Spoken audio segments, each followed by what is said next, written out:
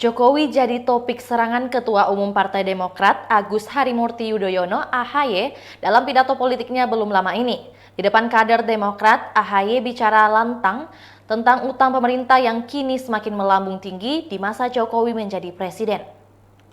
Namun pernyataan itu mendapat serangan balik dari elit partai koalisi pemerintah. Politisi PDIP Junimart Girsang meminta AHY membandingkan masa pemerintahan Jokowi dengan ayahnya, Susilo Bambang Yudhoyono dulu. Menurutnya, sekalipun ada utang, pemerintah menggalakkan pembangunan. Junimart bilang, pembangunan infrastruktur dan fasilitas umum pada era Jokowi begitu gencar. Ia membandingkan, meski utang sedikit tapi tak ada pembangunan justru banyak mangkrak. Sedangkan masa Jokowi sekarang yang mangkrak dibangun kembali. Ketua DPP PDIP Jarod Saiful Hidayat tak kalah keras menanggapi hal itu. Dia mengaku siap beradu data untuk merespon pidato AHY yang menyinggung soal utang pemerintah era Jokowi. Bahkan, mantan Wakil Gubernur DKI Jakarta itu menantang Demokrat membandingkan utang pemerintah saat ini dengan era kepemimpinan Presiden ke-6 Republik Indonesia, Susilo Bambang Yudhoyono yang tidak lain adalah ayah AHY. Menurut Jarod, banyak proyek mangkrak pada zaman pemerintahan SBY yang justru diselesaikan oleh Jokowi.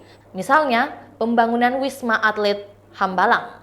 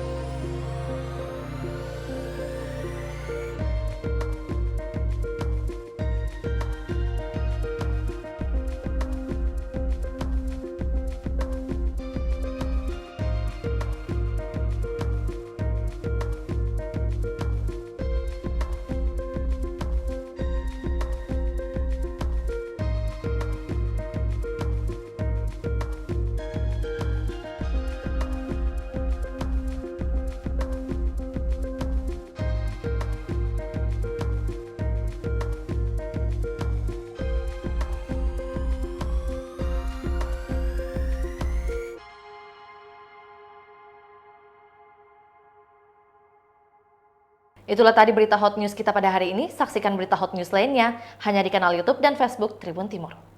Terima kasih sudah nonton. Jangan lupa like, subscribe, dan share ya.